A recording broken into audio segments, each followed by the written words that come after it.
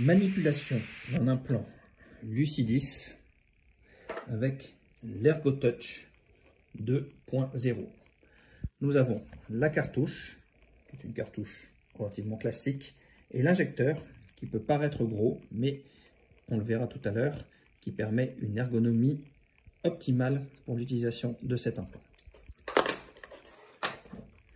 Première chose, on met du visqueux dans le canon de la cartouche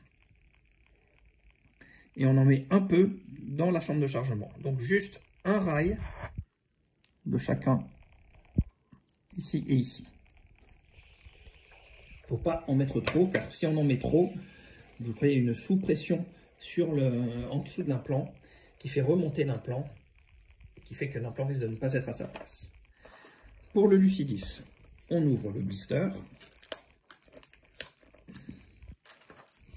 on enlève la petite protection.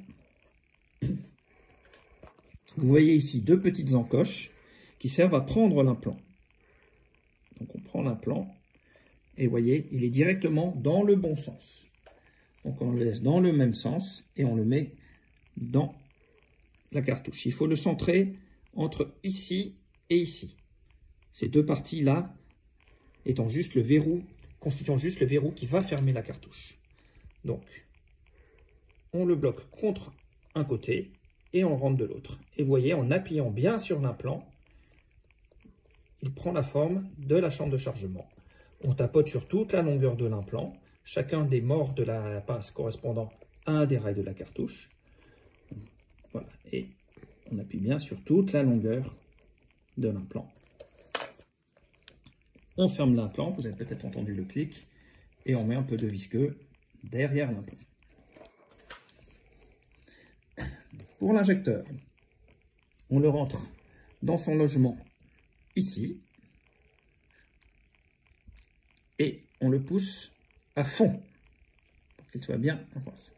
Et ensuite, on appuie sur l'injecteur. Vous voyez, le plunger doit bien rentrer dans le canon de la cartouche, et on le suit bien en regardant sur le côté.